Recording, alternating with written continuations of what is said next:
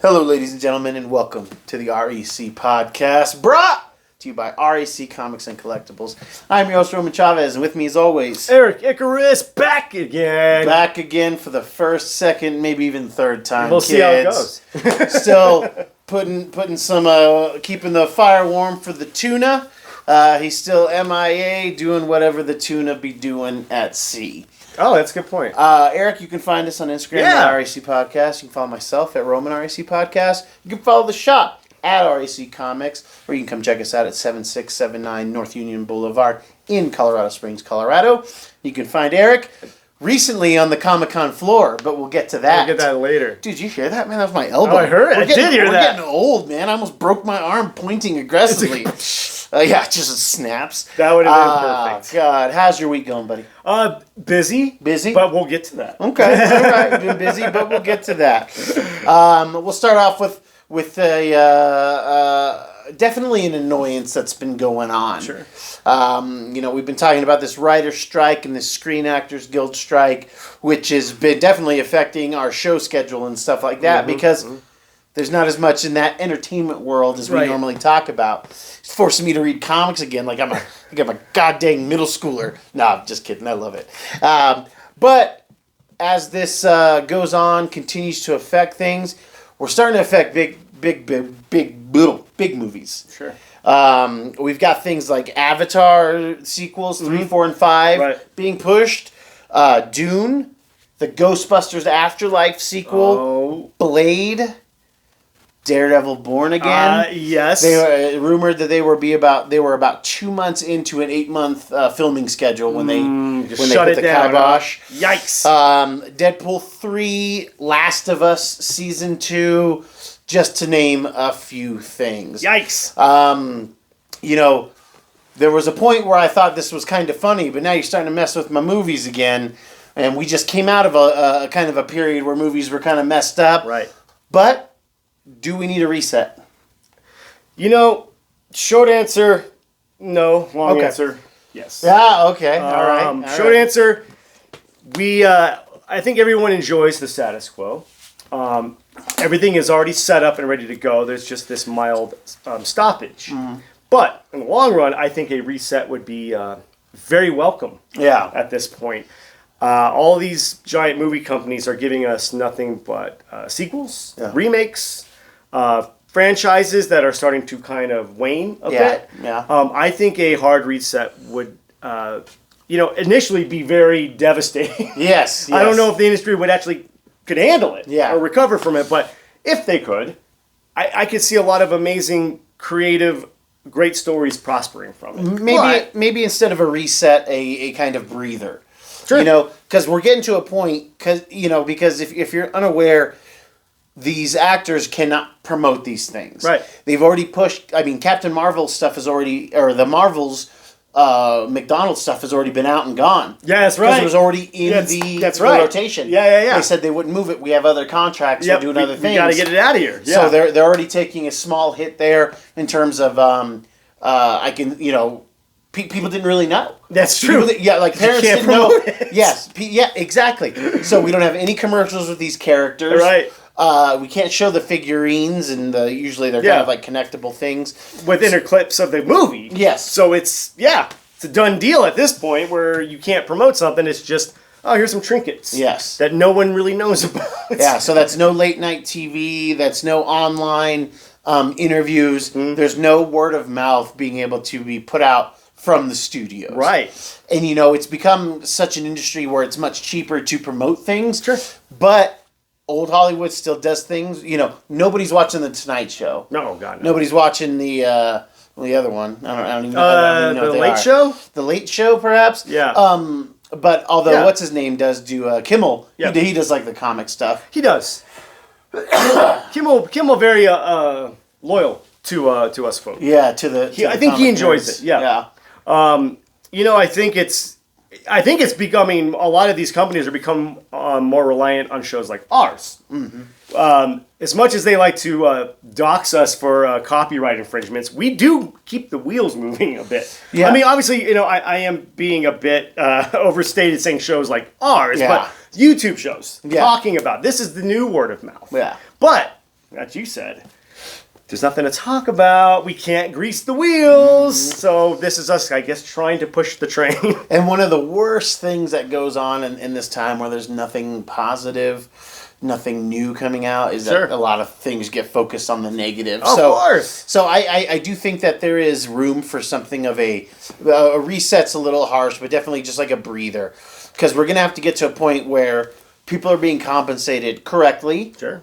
And I don't hear any of these big actors saying they'll take, $5 million That was less. the question I wanted to pose to you was, do you think, and I'm sure you're going to be in agreement here, these actors just need to maybe say, and I would say not even necessarily the new up-and-coming actors, these bigger stars just need to say, you know what, just take 1% of my pay, divvy it out to these writers. Yeah.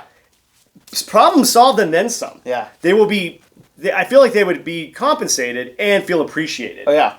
At the same time. So I think, why are we not going after the actors more? Why aren't Cruise and Hanks and, I don't know, The Rock, right. why aren't they saying they're going to take less money? Right. So that, and I was thinking even more, but yeah, just like a even percent. 1%. Yeah, it's going to be a lot. Even if you break it down to percentages where The Rock is like, because that seems like something he would do. Yeah. Where he's like, look, I want this to stop. I'm taking a step in. We're going to start doing percentages like we get. You get a little of the back end. How about that? And then and it just trickles down. Yeah. In the spirit of fairness, it'll never happen. It'll never happen because the unions are involved. It would have to get be it, but it would have to be and it would be a power move by the actors to come together and say, hey, we will divvy 1 point whatever percent of our pay. Yeah. Gross pay. No, because maybe they get back end deals. They don't want to touch it. Maybe just initial signing. The initial signing pay. But just to juice them a little bit. Yeah, like, look, we need you for these stories. Yeah. So it's essentially that, the actors sell the movie, but the writers and the behind the scenes ancillary people keep it going. Yeah. They actually make the products. Yes. And what better way to show appreciation and say, hey, look, we're on the same team. Yeah. Aside from just saying, yep, we're with you. Yeah. And okay. To your point, though, it's all a bunch of sequels and remakes. Sure. Friend of the show, our lovely hold file, Michael. Mm-hmm. He comes in and he says, they were talking about how an AI can't write Gone with the Wind. He's like, yeah, but neither are you guys. It's true. Nobody else is writing Gone with the Wind right now. I think a lot of the writers are suffering from AI syndrome, where they do sound similar and mechanical. Gone are the days of the older writers. I mean, there's still a few around, but every writer had their distinct style. Yeah. I feel like your Kevin Smiths, your Tarantinos, your Shane Blacks even. Mm-hmm.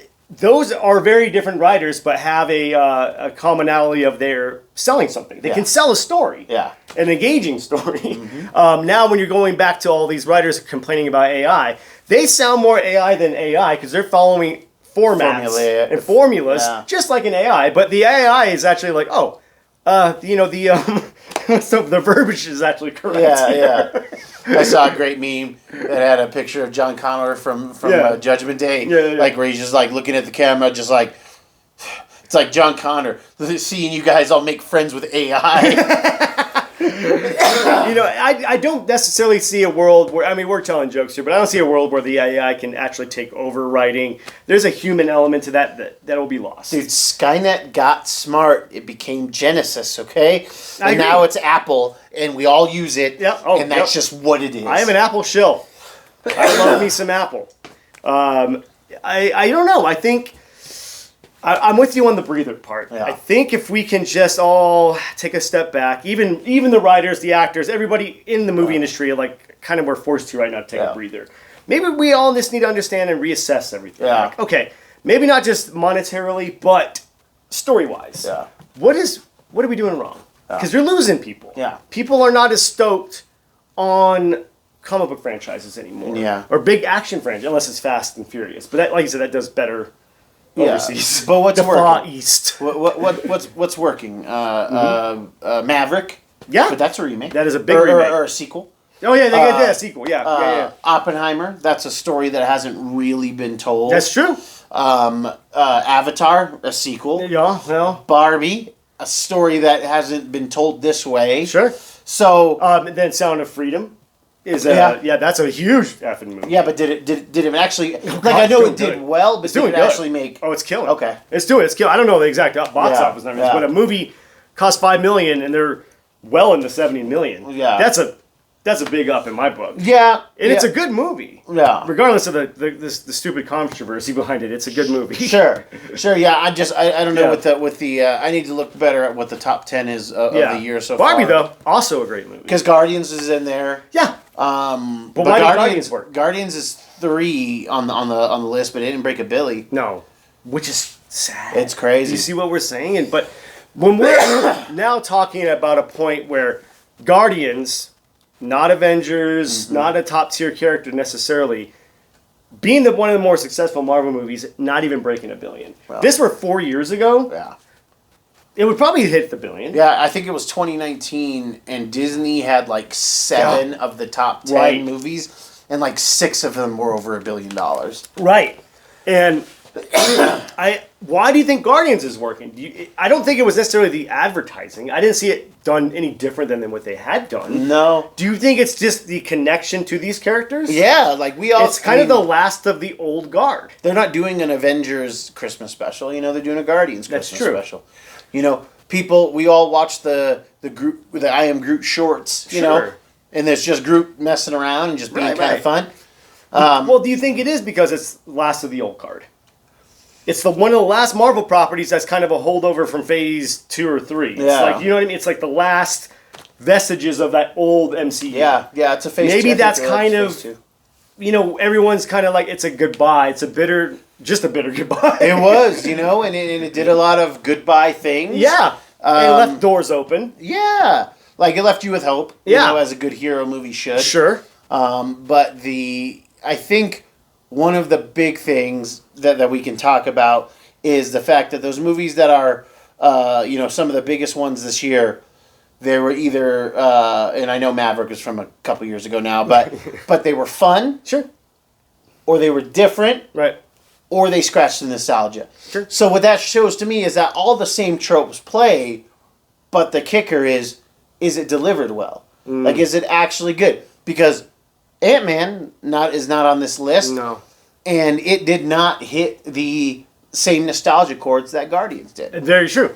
I will say, I think it's because also, we have an ensemble cast with Guardians. There's more characters for us to identify with, or people to identify with. Yeah. Ant-Man, you kind of got Hope. Yeah. And you've got Scott. But they took away Luis and Dave. The more ancillary, relatable characters. That's true. So that I didn't think about that. Yeah. Wow. And that could be a big part of it. But at the same time, though, it wasn't a good movie because the people who went and watched it the first time weren't going the second, third, fourth, or fifth time like we used to. Yeah. You only get to $1 billion if everybody rewatches it. Yeah, once or twice or thrice. Yeah, and I mean it happens. Yeah.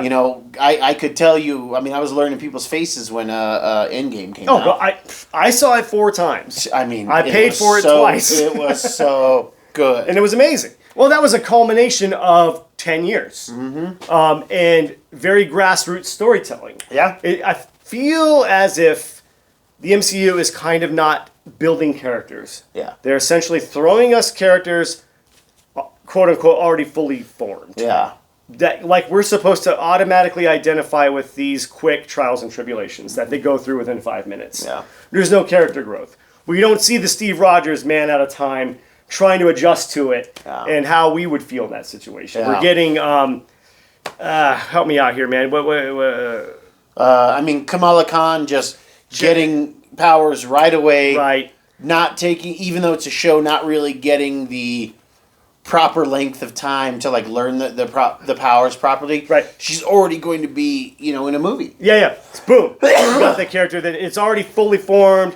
There's no pathos to the character where they have to learn from, I'm an outcast or even take the route of, I would have been okay if they took the route of, you're a popular person and you're terrible to people. Yeah. You have to learn to be humble. Yeah. Why couldn't they? I mean, I think you could argue Thor did that a little bit, but why not redo it to a female audience? Because I feel like females kind of, the mean girls generalizing, thing. the mean girls trope.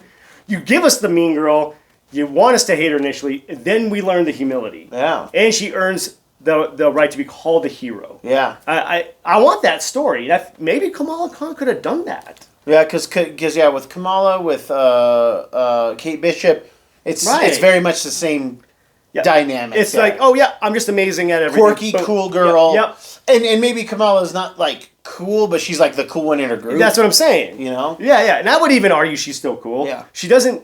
They had a good opportunity to tell a story. You don't have to get hardcore into it about fear of races and stuff like. Because there's always going to be a fear of that. Yeah. They had a good opportunity to do this, and they didn't. They kind of just shied away from it. Yeah. I understand it's touchy. They didn't have to get hardcore into it. Yeah. But we do have children. A lot of our children watch these movies and TV shows. That could have been an opportunity for our kids to go, oh yeah, everyone's different. People suck. People are awesome. Yeah. And there's in between. Yeah.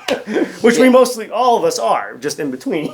Yeah, like I still lament the idea. I wish that Nick Fury was putting together a new Avengers team. We did talk about this on the last show where we pretty much mapped out what Marvel could have, would have, should have done. Yeah. And you may have an opportunity to rectify this, Marvel.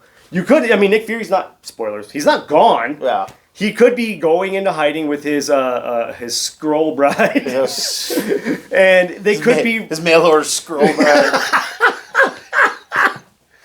he's an interstellar passport bro, man. I mean, I would be I'd be like, do you think he can understand her initially? The Skrull, or can they mimic? Yeah. Okay. Yeah, I mean, we saw that in Captain Marvel. Okay, I wasn't sure. I just thought everyone understood the blunt lash from Nick Fury's Choco stick. Yeah, hey man. Erik did something really, he went solo this weekend. Oh, I did. Yes. I don't know how much I can say, but I was there. You don't have to talk about. Just talk about the experience. Yeah, it was great. I was there. It was fun. You were where? I was at the Colorado Springs 2023 Comic-Con. There you go. Tell us about it. And I was there too. Yeah. Oh, he's not here. Yeah, Big Tuna. I need his walk-in right now. It was great. I will say, having done and been to a lot in recent years, this Colorado Springs stepping it up. Yeah. Since the first one I've been to in 2019, where I went out solo, did interviews. This one was in the World Arena, as opposed to a closed down JCPenney at the mall. Yeah. And it was shocking to see a lot of this many people kind of centered in a giant stadium. Yeah. To celebrate comic books and comic book culture. Mm-hmm. But as fun as it was, I am going to lay out the fact that it was not as big as it was. Not. It was the anticipation I had was not met with the amount of people there. Really? There was far less people than I thought that were going to be there. Interesting. Even the one in 2019 at the mall, granted it's a smaller space, seemed busier, seemed more alive. Yeah. This one just kind of seemed, aside from the amazing cosplayers out there, people just kind of showing up because there's something to do. Yeah. It had that vibe to it, like, oh, I have Saturday off, let's go to the Comic-Con. Sure. As opposed to the ones I've been, in the last few years where it's everyone's pumped to be there. Mm-hmm. Everybody bought their ticket in advance to just, celebrate this. Yeah. And I don't know if it's a lot to do with what's going on in the movie industry. The hype is dying down. I will say there was a lack of comic books there at the Comic-Con. Yeah. It should be called the Funko Pop Con, in my opinion. Yeah. But it was, as fun as it was also sobering. Yeah. To see where our industry's at right now. Because I think that's a good way to gauge it. Yeah. To see how excited and pumped people are for what kind of puts food on our table. Yeah. It's kind of, I don't know. I don't know where it's going to go, man. I hesitate to say this because I think it's what you want to say. It's the con fatigue. Yeah. I think that's where we're going with this. Yeah. Con fatigue. Is it real? Will it affect you? Is it contagious? Were you talking to anybody there that had mentioned anything about the con? Like what was the overall feeling from the general public?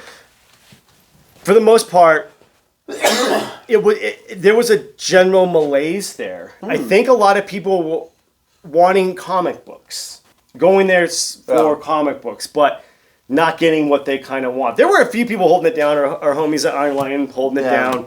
But as a whole, it was very much just Funko Pops and kind of I don't want to crap on anybody, but it was more people selling their wares. Do you know what I mean? Homemade stuff, which is great and fun as an addendum to comic books. Yeah. But when there's more of those stands and booths than comic books, we may have a problem. Yeah. And the general public did take notice. There were a lot of people wondering, like, okay, I've only seen like 5, 6, 7 comic book booths here. Yeah, that's what I was hearing. Yeah. I had people coming to the shop and telling me about that. There was very little comics.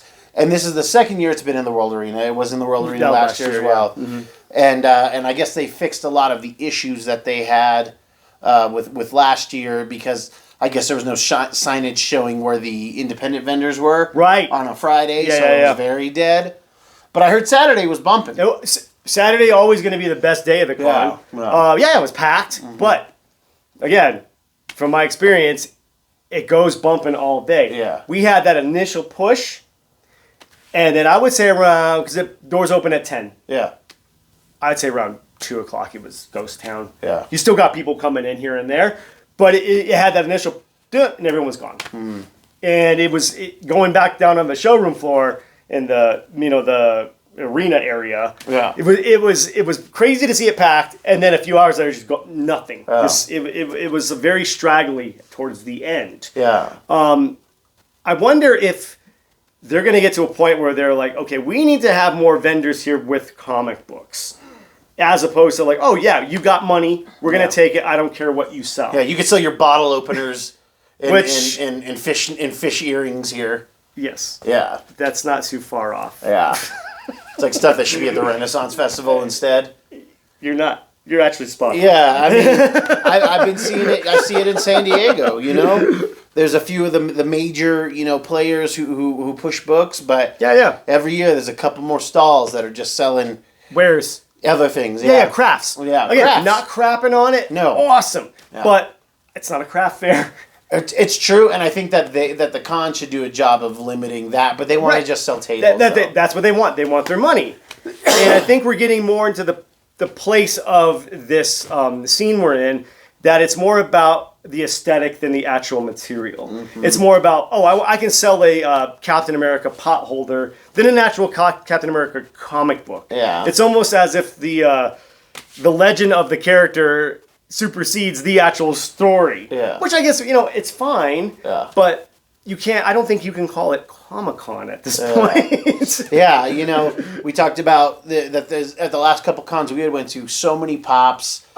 And, I mean, we're having, there's going to be a local Kapow Comics, check it out, September 24th, I believe. The homies. Another local shop, they're going to be doing a comic book swap. There are no action figures, no pops. Don't get me wrong, I like that stuff. We love it. But I hear it a lot from my customers. I just want to go to a con with comics. Yes. And then they want to be able to go to a con with comics where the prices aren't insanely jacked up. Right. I will say, some places, of course, you're going to have to jack it a little bit up. Yeah. But I would say for the most part, most of them were pretty fair. There were a couple of things where I was like, oh, really? You're going to really? For that? Yeah, the cons are getting tougher and tougher to get prime deals. Stuff. Yeah, prime stuff for a good deal. Right, and that's what it was about. It used to be about that, like, I'm going to go to a con because I can get some stuff that I'm looking for. But, like, everybody who's there, and I'm guilty of it myself to an extent, I mean, I have to jack up my prices a little bit, but some of these guys, I'm like, dude, this is 2-3 times more. It's like, man, you want $500 for this Death of Superman? Yeah. You go, but he signed it himself. Yeah. Okay, well, I'll give you $40. Yeah, a hard 40. No, it's interesting to see. There was kind of a rejuvenation at San Diego with the absence of Hollywood. Right, and it did bring more people out. Better or worse onto the floor. Get them out into the world. Yeah. Understand that there's more to the con than Hall H. Right, but you think that was a positive for a lot of the vendors? I do. I think the vendors were selling pretty well. But the thing is, like, again, they're really not trying to help you make deals. Like, if I'm going to buy 10 books from you, give me something. Yeah. Even if you give me a sticker, you give me a raffle ticket, you right. give me something to make me want to spend more money with you. But everybody just seems, it's like, And it's a business, but you got to incentivize the customer. Yes, and I'm curious to see what you guys think. Definitely let us know in the comments below. Are you getting fatigue? We do have to end on a big Debbie Downer. We do. It's kind of a bummer, actually. Yeah. The lovely OG voice. We're gonna pour one out for Arleen Sorkin, who voiced Harley Quinn originally in the Batman the Animated Series. She passed away this past weekend, and it is such a bummer. Yeah. So the character is not only voiced by her, but it's actually kind of based on a of Harley Quinn that she played in some soap opera. Yeah, that's right. That's right. Yeah. And she's in a purple kind of Joker, jester costume type costume. But she's doing the Harley voice. Yeah. I can't remember if it was Paul Dini or Bruce Timm who saw that and really kept that in their head, and they had her voice the character, and she was very much the inspiration, at least in look and in voice and I would say full on spirit of the character. Yes. I don't think there's a single person out there who doesn't read Harley Quinn in the books and does not hear her voice. Yeah. Just like most of us hear Kevin Conroy, Mark Hamill. Mm-hmm. Those were the voices of these characters to people in our age range. Yeah. I would even say still. Yeah. And further down. Tara Strong has been doing her for which is great. Pretty constant. She's great. I haven't watched the HBO Max. It's Harley. It's fine. It's pretty. That show's actually really funny. I hear it's good. It's pretty. I can't remember who's. I know it's a chick from Big Bang. Yeah, I forgot to. See, that's we all know. But I haven't seen it. And it's funny. It's yeah, but it is sad, and because she's relatively young, ish. I think she was in her 70s. Was she really? Yeah. Okay, well, I'm going to take that back. Yeah. Hey, young in spirit. Yeah, young in spirit. Always too far. Too early. Sure, it's always early to lose somebody. Yeah. It was I will say, one of the cooler parts of the con was this. We got the news Saturday, and then Sunday morning, you could tell a lot of people had different outfits they wanted to wear, but to pay tribute, they all dressed. There was a lot of Harleys there, and it was. See, that's the kind of inspiration she was. Yeah.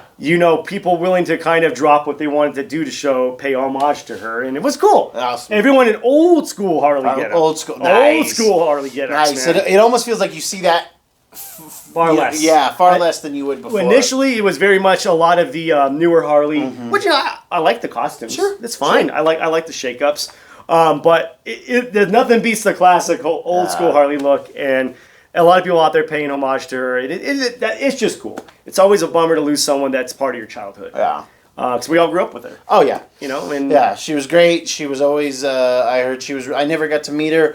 I hear she was always good to the fans. And and man, Mark Hamill, he's got to be bummed, man. He's real bummed. Yeah, he lost his two soulmates. Yeah, initially, kind of in character. Yeah. He lost his boo and his other boo. Yeah. Oh my gosh. It's fun. Oh yeah, and it's crazy. Quick, just completely stupid inside, but you have to run into Billy West again. Stop chasing me, man. You got to talk to Billy again West. Because I ran into him at Denver. The Denver one we went to last year. Again, nicest guy. He obviously doesn't remember me. Yeah, of course. Yeah, it's the same thing. I'm going around back. He's going this way, and I'm like, what's up, man? Talk for 2 seconds. Nice. But yet he's one of those dudes that he needs a handler because he will just give you pictures. Yes. He's one of those dudes that are get in here. Yeah, it's fine. He's so happy. He's so nice. As big as he is. Yeah. Yeah, it's crazy. I've been watching the new Futurama. It's great. He loves it. It's great. It's not pushing the envelope or anything, but it's in the same vein. It's very topical. It's great. Yeah. It's great. You gotta check Billy, it out. I'm gonna have to get on it. And John DiMaggio was there too. Oh, was he? Yeah. Oh, different days though. They missed each other by a day. So, Billy West is just. It's crazy to see him go from the Howard Stern show where he did a lot of the voices on the show to almost he's kind of the Brad Pitt famous wise in the voice acting community.